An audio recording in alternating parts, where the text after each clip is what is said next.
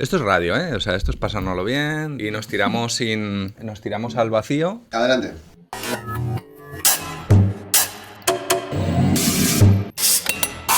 Transmedia. Esteban Galán.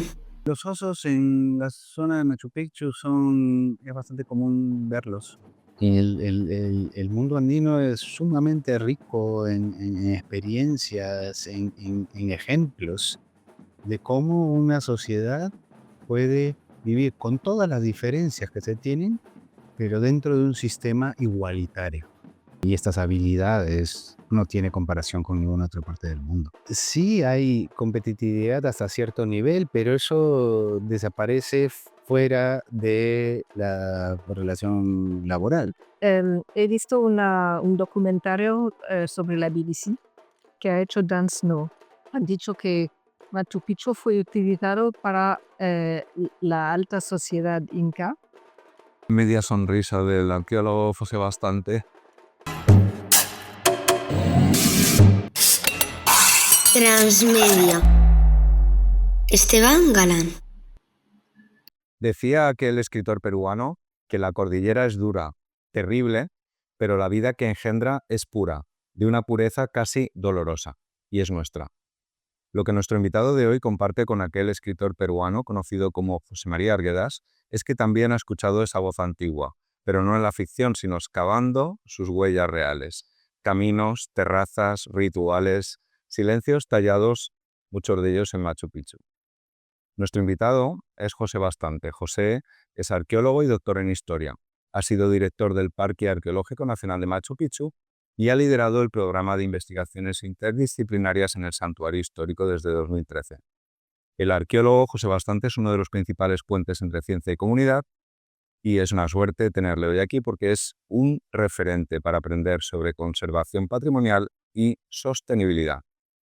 José Bastante es autor y editor de obras como Machu Picchu, Investigaciones Interdisciplinarias, y ha promovido un enfoque donde los saberes técnicos dialogan con la memoria viva de los Andes. Sus estudios no solo recuperan estructuras incaicas, sino también relaciones, cómo se organizaban, cómo co-creaban y cómo tejían el poder a partir de conceptos ancestrales como el Aini y la Minca, de los cuales ahora el arqueólogo José Bastante nos contará un poquito más. José Bastante ha llevado su visión a congresos internacionales, universidades y espacios de gobernanza patrimonial, pero manteniendo siempre un pie en el barro sagrado del santuario de Machu Picchu. ¿Vamos bien de momento, José? ¿De tú o de usted? ¿Cómo prefieres? ¿De tú? Vale. Pues vamos a conversar hoy sobre liderazgo con un sentido ancestral, sobre cómo la arqueología puede inspirar nuevas formas de cuidar el mundo y sobre qué nos puede enseñar Machu Picchu para volver a pensar la reciprocidad en clave de futuro. Para ello contamos con ayuda. Tenemos ya la ayuda de una ya sospechosa habitual, ¿no? La profesora Lindsay Riley Carey, que es experta en sostenibilidad, metodologías de investigación y cuenta también con publicaciones relevantes en ámbitos relacionados con la co-creación y el liderazgo. Muchas gracias por estar aquí. Gracias por invitarme. Comenzamos. Muy buenas, arqueólogo José Bastante. Muchas gracias por acompañarnos. Un placer estar aquí. Vamos a comenzar. Hemos hablado en la presentación de conceptos como el Aine y la Minca, que son términos muy importantes en la cultura andina. ¿Puedes introducirnos un poco qué es el Aini? Bueno, en general, el Aini, la Minca y la Mita son sistemas de reciprocidad andina. Estos es algo que se ha dado desde los albores de la civilización en los Andes, que, valga decirlo, los Andes se han desarrollado sin ningún tipo de alimentación por parte de otras civilizaciones en el mundo. Ha sido un desarrollo totalmente independiente. Bueno, hasta ahora los orígenes de la civilización se remontan a más de 5.000 años, como tenemos evidencias en Caral, pero otras evidencias en otros lugares, como las Saldas o Sechín, van a darnos información sumamente importante. Ya para la época inca, estos sistemas de reciprocidad en los que se basa el mundo andino ya están totalmente pulidos. Y estamos hablando de que el Aini, la Minca o la Mita son, digamos, caras de un mismo sistema, ¿no? Uno a nivel familiar, el otro a nivel más comunal y el otro ya a nivel estatal. El tercero que has dicho La que mitad. es la La mitad, mitad, sí. ¿qué? La mitad era una suerte de impuesto, ¿no? Pero en tiempo. Era el... Explícanos un poco. A ver, básicamente era un mano de obra al servicio del Estado por un determinado tiempo y para una determinada tarea. Que tiene que ver con la habilidad que tuviera, digamos, el ciudadano, que podía ser muy diversa, el agricultor o el músico o el guerrero, ¿no? Ofrecía, digamos... Claro que no era una cosa, digamos, directa con la persona, era a través de una entidad política menor que la entidad estatal que estaba controlando todo. Y vamos a, si te parece, vamos a tu experiencia, digamos, en investigación y en gestión en Machu Picchu. ¿Qué evidencias habéis encontrado de estos trabajos en el Valle Sagrado? Bueno, lo que hemos definido ahí es que la transformación del paisaje actualmente cultural de la zona de Pichu es, solo puede responder a una política estatal que estuvo, que fue efectiva a través de la MITA. O sea, movilizar una gran cantidad de gente, y estamos hablando de miles de personas, porque el, el santuario histórico de Machu Picchu, lo que está inscrito en la lista del patrimonio mundial, no es solo la yacta, que, cuya área nuclear tiene 10 hectáreas, pero su área real son como 700. El santuario tiene 37.302 hectáreas. Tenemos 60 monumentos arqueológicos y más de 300 kilómetros de caminos prehispánicos que interconectan todo. Además, algo que no se ha notado muchas veces es la canalización del río. Se pensaba que el río estaba canalizado hasta poco después de Ollantaytambo, ¿no? El río está canalizado por lo menos hasta la confluencia del Vilcanota con el Aobamba, que es pasando Machu Picchu. Canalizar ese masivo control de una mano de obra solo puede ser respondido con este sistema de reciprocidad que era la MITA. Y la MITA es el compromiso de una entidad política menor a través de la gente que están enviando para hacer un buen trabajo. ¿De qué año podemos estar hablando? ¿De cuándo se canalizan las obras de canalización de este río? ¿Qué antiguo? Bueno, eso empieza con la civilización pre-inca, digamos. Acá hay un tema de que hemos dividido lo pre-inca, que son básicamente 5.000 años, y lo inca. Igual Que lo inca es básicamente poco más de un siglo, estrictamente. es más de un siglo, y eso es otro tema que se ha venido mejorando, porque hay espacio para nuevas investigaciones, hay espacio para nuevos resultados.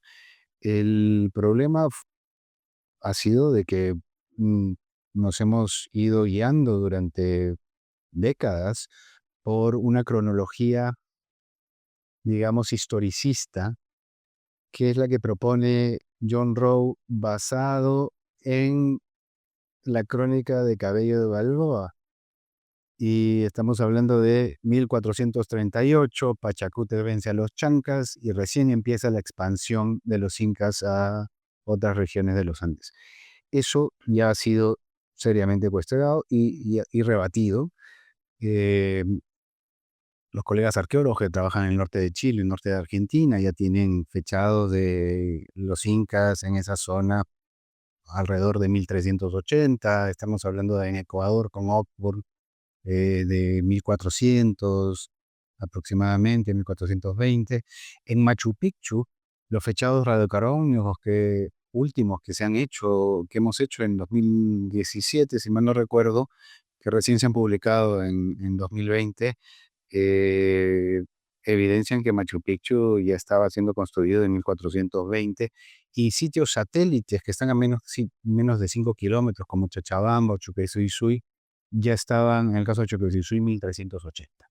Entonces, eh, l- podemos retroceder unas cuantas décadas.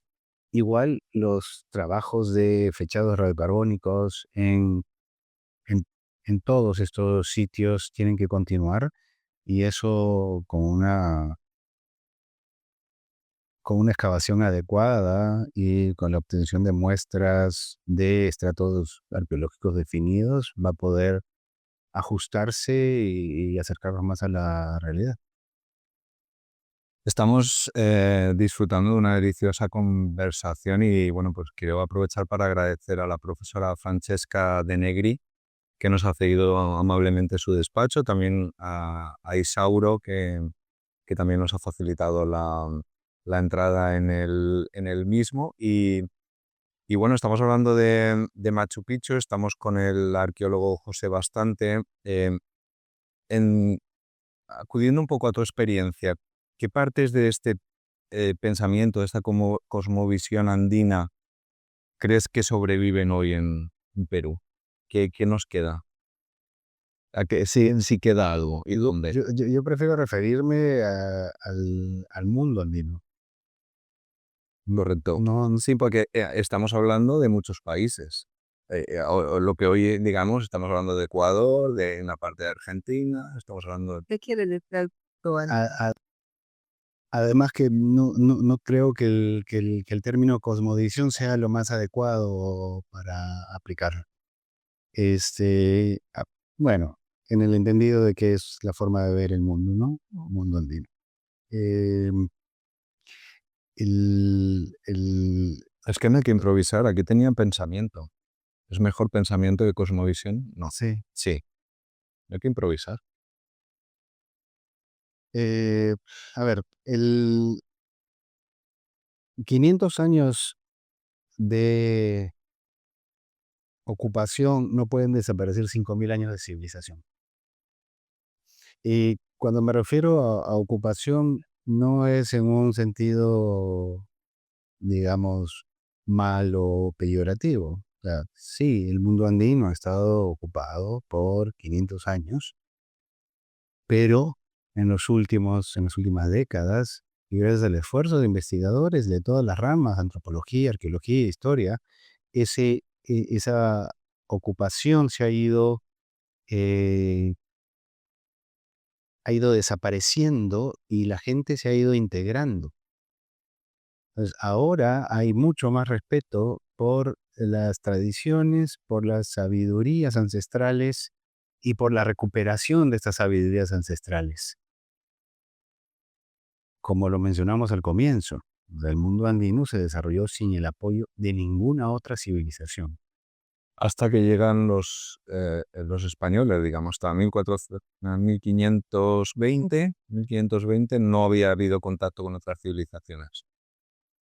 Bueno, el primer contacto en teoría directo fue en 1526 en el segundo viaje de Pizarro, ¿no? Pero fue bastante fugaz. Y ya en el 31 que llegan a la zona norte del imperio y 32 que capturan hasta Hualpa, ya hay un contacto fuerte. Claro, hay cosas muy buenas que se trajeron y hay cosas también malas, obviamente. Mm. Yo tengo una pregunta que es un poco más del ámbito de investigación y has liderado muchos proyectos de investigación con muchas personas, me imagino. Entonces, eh, ¿utilizas lo que has aprendido eh, de la civilización eh, andina de utilizar la reciprocidad o la colaboración en tu liderazgo de estos proyectos?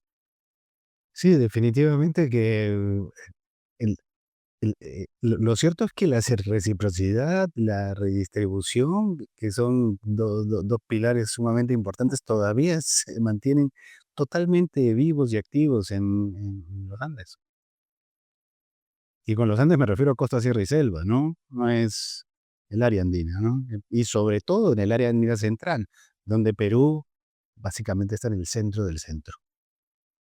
Ponos un ejemplo, algo que sí que que te haya llamado la atención, sobre todo al principio en tus visitas, cuando tú empezaras, algo que te llamara la atención sobre esa reciprocidad que encontraste, algún ejemplo concreto. Bueno, el apoyo y la camaradería entre los compañeros de trabajo es permanente. No hay el concepto de competitividad. Sí hay competitividad hasta cierto nivel, pero eso desaparece fuera de la relación laboral. Mm, Pero eso es porque es en el ámbito arqueológico, ¿piensas? ¿O porque puede ser que en otros ámbitos es más difícil de tener esta... Sí, es que claro, no podemos generalizar, ¿no?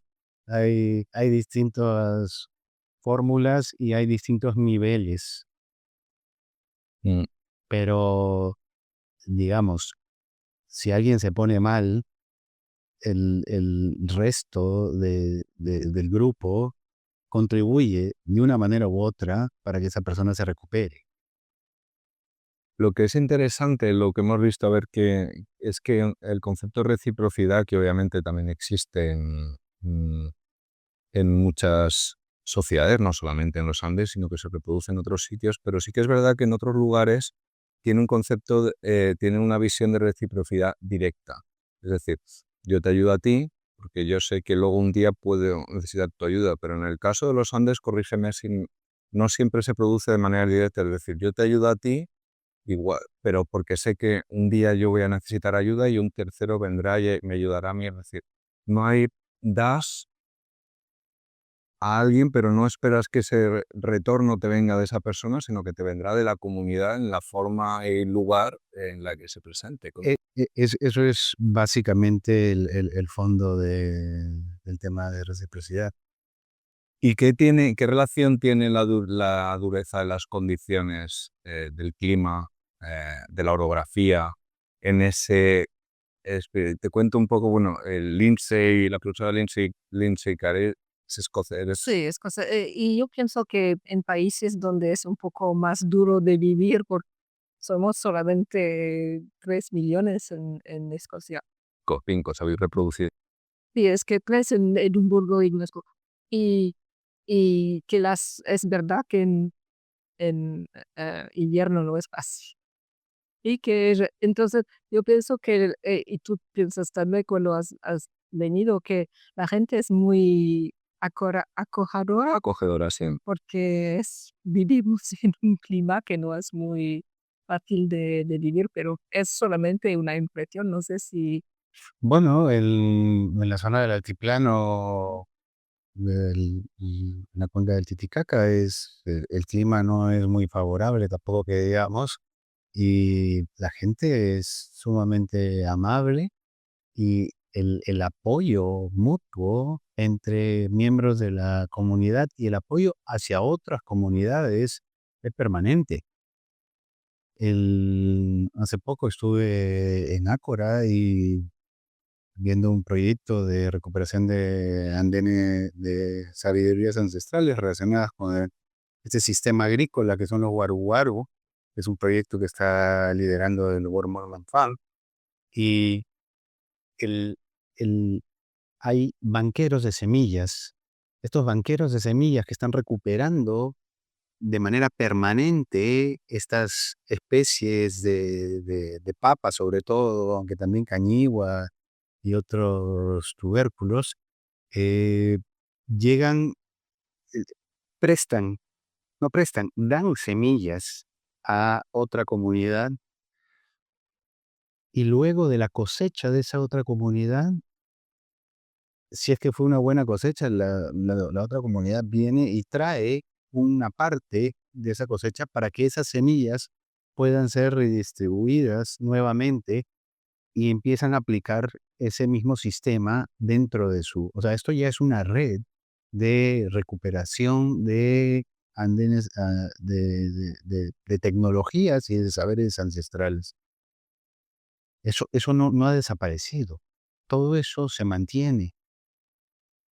Y el mundo andino es sumamente rico en experiencias, en ejemplos de cómo una sociedad puede vivir con todas las diferencias que se tienen, pero dentro de un sistema igualitario.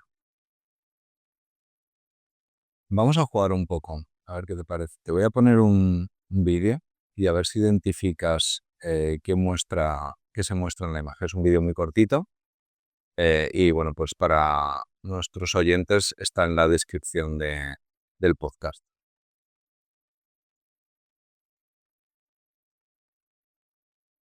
Ujú. A ver si lo identificas, lo que estamos viendo. No es Sí, fácil. son un par de osos de anteojos o kumaris que en el ámbito del santuario histórico de Machu Picchu hay una población bastante interesante. ¿Cuándo crees que puede estar grabado este vídeo? Lo he encontrado bueno, hoy X, en ese momento era Twitter. No sé, pero los osos en la zona de Machu Picchu es bastante común verlos. Es bastante, o sea, no, para ti no es... El vídeo a mí me ha sorprendido cuando lo he visto, aparentemente se grabó en el COVID. Ya. Y entonces se ve que cuando dejaron o paró un poco el turismo, empezó a ser muy frecuente que aparecieran, bueno, pues en este caso los osos, pero otros animales. Y bueno, pues la pregunta va un poco cómo, cómo es la relación, digamos, es importante dar a conocer al mundo un lugar como Machu Picchu, pero también es verdad que el turismo masivo impacta de una manera muy potente en el santuario. ¿Cuál es tu visión, el equilibrio que... Bueno, el santuario histórico de Machu Picchu está escrito en la lista de patrimonio de la UNESCO como un patrimonio mixto. O sea, por cumplir, además del valor universal excepcional, por los criterios naturales y culturales. Definitivamente que un turismo masivo, no planificado, afecta no solamente el patrimonio cultural, sino también a la sociedad y al patrimonio natural. Sí, durante la pandemia hubo un incremento de avistamientos sobre todo de osos de anteojos, incluido además de zorros también. Porque en ese momento, perdona, la pandemia, tú estabas gestionando el espacio. Sí, sí. Porque los buses que transportan a los visitantes desde Machu Picchu Pueblo, antes llamado Aguascalientes, hasta la entrada al área nuclear de la Yacta, ya no funcionaban. El único bus que se transportaba era el bus del personal del Ministerio de Cultura, que subía para hacer las labores de vigilancia y de mantenimiento. Pero incluso en alguna oportunidad, antes de la pandemia, ah, ha habido un momento en que habrá sido mediados de agosto del 2015, 2016, donde una, una, un oso hembra dejó a su cría en un espacio por donde a unos cuantos metros transitan los visitantes. El espacio está cerrado, ¿no? Pero lo dejó ahí, y lo dejó ahí por unas horas. Y el osesno estaba feliz y tranquilo, y luego volvió a recogerlo y se lo llevó. Entonces, eh, el trabajo que se ha hecho y que se viene haciendo en el aspecto natural también es sumamente importante y en gran medida es satisfactorio. hay problemas que están relacionados sobre todo con la intervención humana que puede afectar la flora y la fauna del sitio, pero en general vamos, vamos bien. Ahora, volviendo al tema del turismo masivo, el turismo masivo afecta Mm. en todos los niveles. Hay fórmulas para que Machu Picchu pueda recibir más visitantes, pero hay condiciones que hasta la fecha no se cumplen o se cumplen de manera parcial. Y muchos intereses. Y intereses económicos que, a pesar de que el grito de batalla es conservación del patrimonio, eh, la real cara es no nos importa el patrimonio, nos importa solamente generar recursos. Eso no es en el espíritu ay, No es una de espíritu de ay ni de nada. Precisamente, si estamos aquí es por eso, porque el capitalismo ha traído cosas interesantes a la sociedad fundamentalmente occidental, pero digamos las contradicciones del capitalismo nos está llevando ahora a un callejón sin salida donde nos estamos dando cuenta que el planeta se nos acaba. Se nos acaba porque el modelo del que producimos bienes sin contar con los recursos naturales no es sostenible. Nos lo estamos acabando y bueno, pues lo que nos preguntamos es eh, ¿qué podemos aprender? ¿Qué nos puede mostrar, qué nos puede enseñarme un lugar como Machu Picchu para afrontar este reto que plantea la sostenibilidad hoy en día? Bueno, pensando en primer lugar, yo me referiría pues a cómo se transforma el paisaje. Y esa transformación del paisaje es básicamente se realiza en armonía con el aspecto natural. Eh, Cuando actualmente para realizar una construcción lo que se hace es aplanar el terreno. En esa época no. Con los incas y con muchas civilizaciones pre-incas era entender primero el territorio y luego construir adaptándose a las condiciones geomorfológicas del terreno. Eso es Machu Picchu. Machu Picchu ha sido protegido a través de un sistema de andenerías para estabilizar la montaña. Se han generado espacios planos, pero no se ha afectado la naturaleza en el sentido de que si uno ve el espacio donde está construido Machu Picchu, con o sin arquitectura, básicamente es lo mismo, igual de mágico, igual de imponente. No ha habido una afectación a la naturaleza y ese es el equilibrio que tenemos que encontrar no solamente en temas de territorio, sino en temas de humanidad y de cómo se relacionan todos los grupos humanos que debe ser en condiciones de igualdad ante la ley y ante la justicia. ¿Cómo son esas piedras? ¿De qué material están? ¿Son piedras naturales? ¿Son piedras porque yo he leído que hay cierta controversia de si algunas de las piedras del monumento son naturales, son fabricadas por la forma especial que tienen, cómo encajan una con otra? No, eso de la fabricación de piedras es un mito. Es un mito. Es un mito y no hay ninguna evidencia científica. ¿Y cómo las moldean? ¿Cómo consiguen esas? Bueno, básicamente a través de tallas.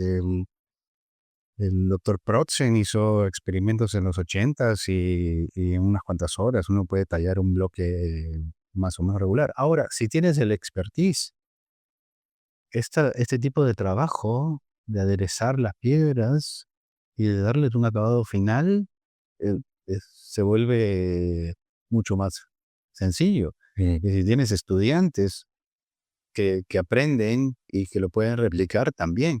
Claro, hay gente que se dedica al trabajo, digamos, bruto, de sacar la piedra de la cantera, de llevarla al sitio, semilabrada, y otros especialistas que ya empiezan a encajarla y empiezan a ver donde tienen que trabajarla para que encaje de manera perfecta.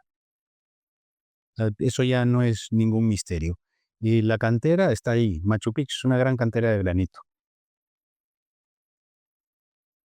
Y la otra cuestión también que me interesaba sobre la introducción de la tecnología, el georradar, el LIDAR, todas estas técnicas que tienen para, digamos, de una manera no invasiva, ver qué hay debajo antes de excavar y lo has puesto en marcha en algunas de tus investigaciones. Cuéntanos un poco cómo funciona, qué se está utilizando, qué tecnología, porque esto cómo funciona, como una resonancia para que nos entendamos. A ver, nuevas tecnologías aplicadas a la arqueología. Sí, la arqueología se tiene que nutrir de otras ciencias y de estos nuevos aportes de estas otras ciencias. En el caso del georradar, es sumamente valioso porque si tienes un espacio, digamos, plano donde puedas pasar el georradar, los impulsos que vuelven y la diferencia de densidad entre las capas te pueden revelar que hay una estructura, un canal o algún tipo de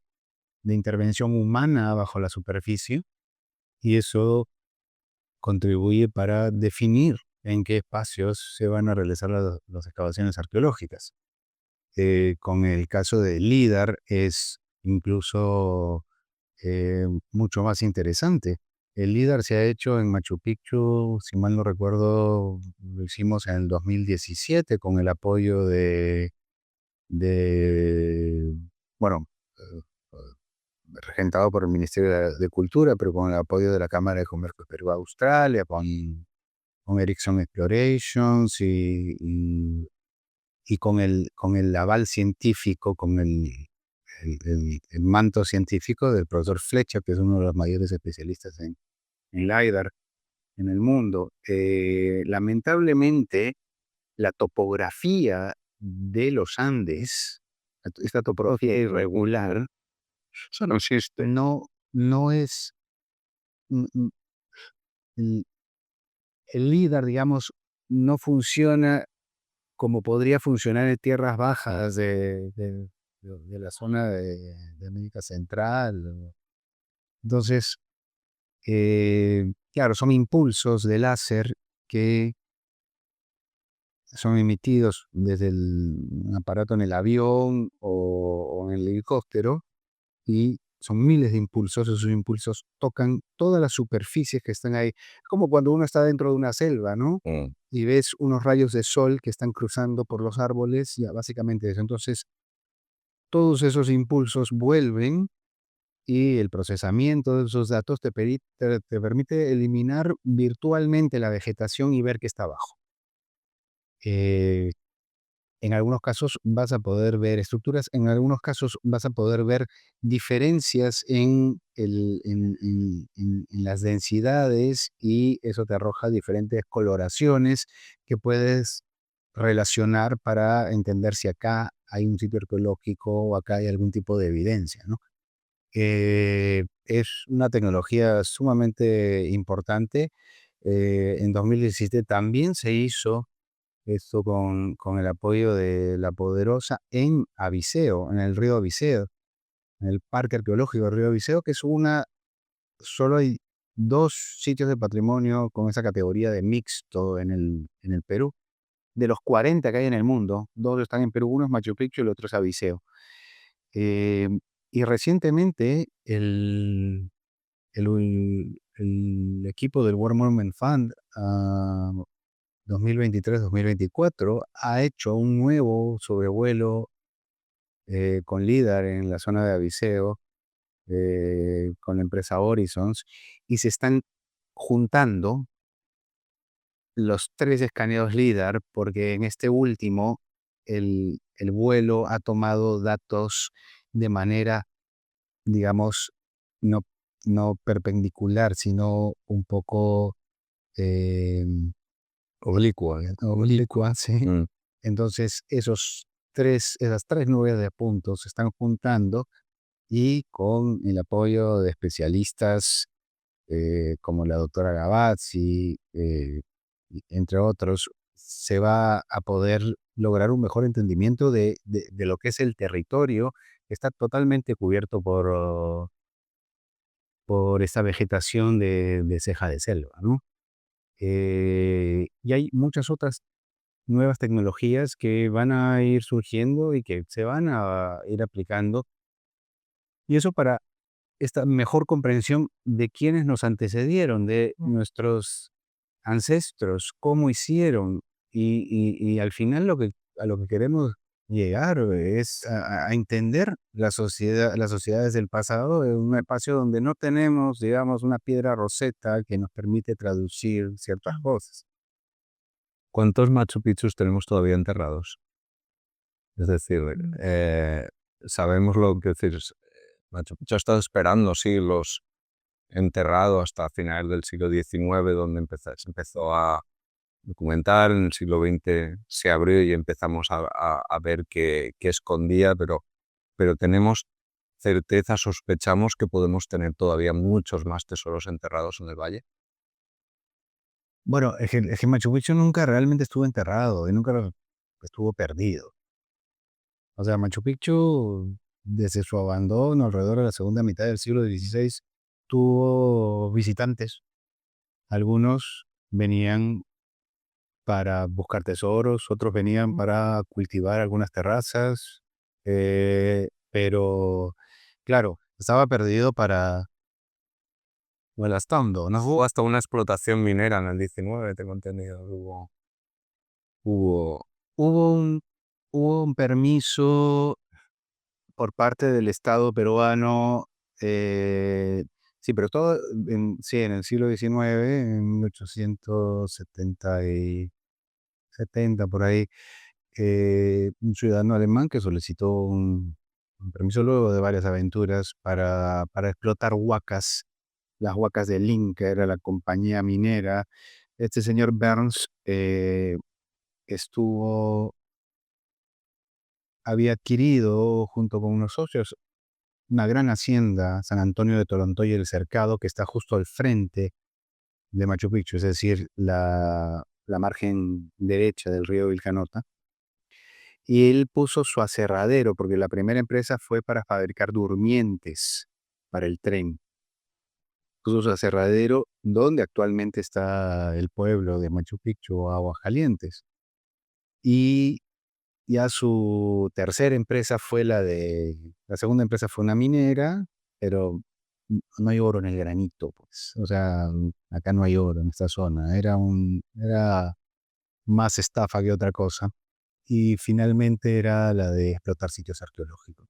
Era una excusa para... Que recibió un permiso del Estado, del presidente Cáceres, si no recuerdo en esa época, le dio el permiso con tal de que el 10% del oro y la plata o piedras preciosas que se recuperasen fuesen para el Estado.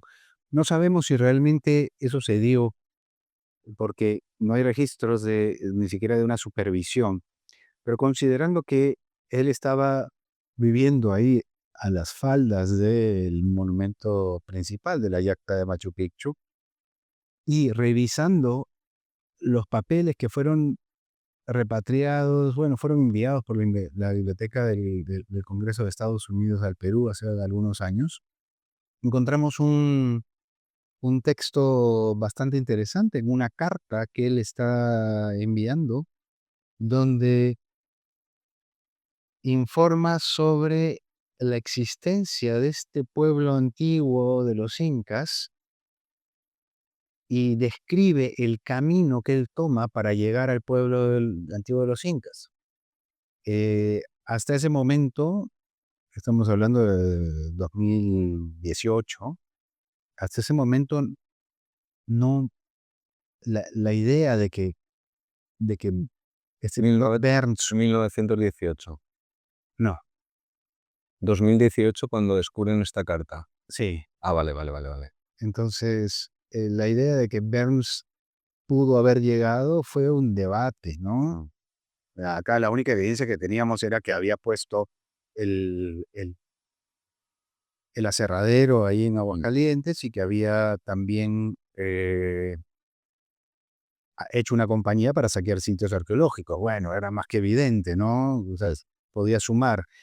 Pero con esta carta pudimos darnos cuenta que era una prueba tangible, pero que no era una prueba fácil si no conocías el sitio, porque él subió y en la descripción que él hace del camino es el camino de Andenes Orientales que nunca ha estado habilitado para el público.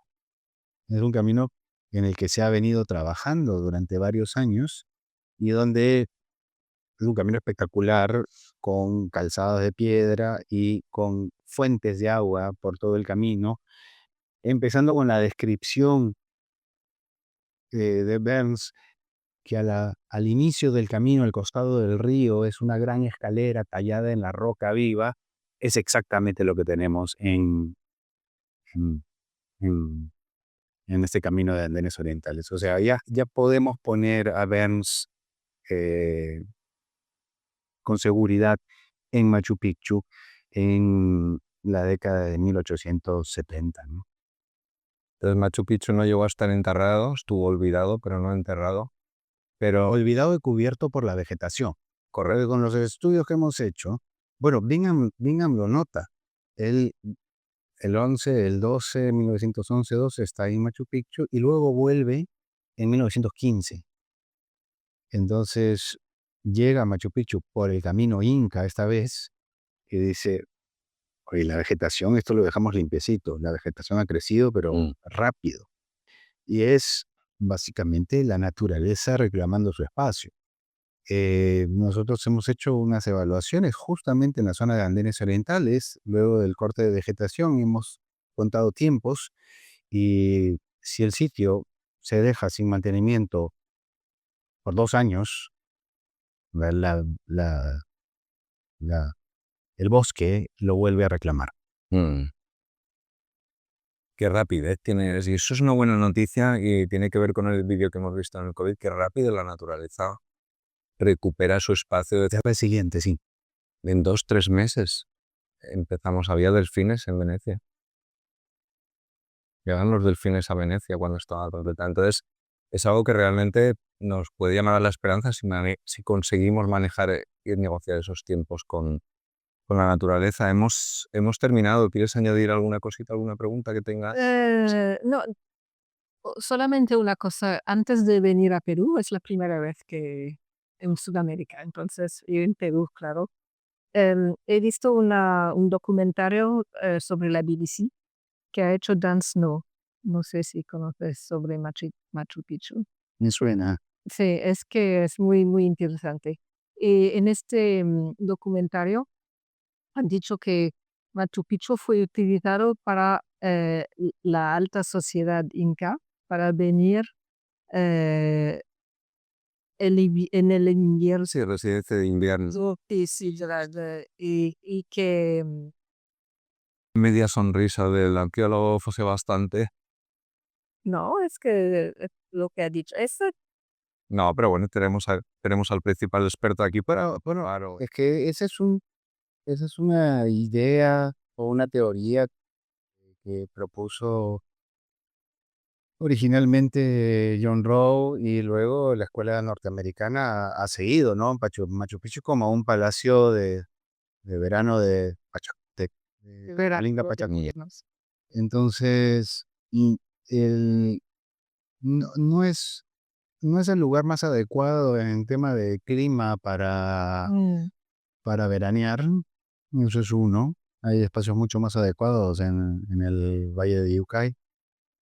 Eh, Las evidencias apuntan a que este fue un centro político, administrativo y religioso construido en un lugar neurálgico de interacción entre los Andes y la Amazonía y que controlaba un territorio extenso. O sea, el control político salía de Machu Picchu, un territorio extenso que era toda la zona de Vilcabamba y la zona de Pichu. Em, Eso es lo que nos dicen las evidencias. Además, lo que conversamos al comienzo, ¿no?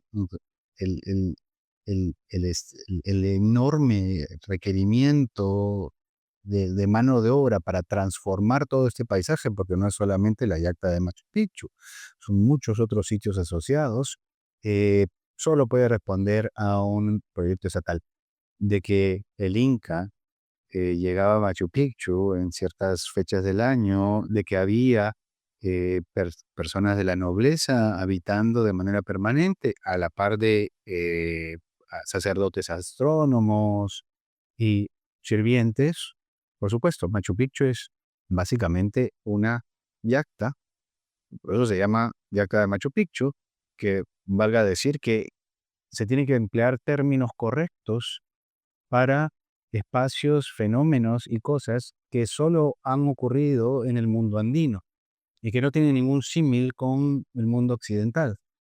Ya lo decía el padre de la arqueología peruana, Julio C. Tello, y desde él la mayor parte de historiadores y de arqueólogos representativos del país coinciden con esta idea. Ya me estoy perdiendo ya. No, pero eso de alguna manera yo creo que es muy interesante porque estás apuntando a algo que es la apropiación cultural, es decir, y es un riesgo que siempre tenemos, incluso desde el propio Perú, porque Perú es en Perú también quiero decir, tener la influencia española y a través de España también Francia, Europa, pero tenéis la influencia andina y también hay un riesgo, no solamente desde Londres o desde Madrid o desde Nueva York, sino desde Lima también hay un riesgo de realizar esa apropiación cultural de la cultura andina porque es otro tipo de pensamiento y corremos el riesgo siempre de aplicar nuestro pensamiento para interpretar sociedades que se regían con otros parámetros. Claro, y eso es un error grave que se ha venido corrigiendo en los últimos años, ¿no? O sea, venir a un sitio y verlo desde tu mirada no es realmente entender el lugar ni entender a la sociedad que lo habita o que lo habitó. Hay que interiorizar primero las construcciones, el conocimiento del lugar, de la zona. Y en el área andina este conocimiento es en muchos casos, y estas habilidades en muchos casos, algo que no tiene comparación con ninguna otra parte del mundo. Arqueólogo José Bastante, ha sido un placer, muchísimas gracias. El placer es mío.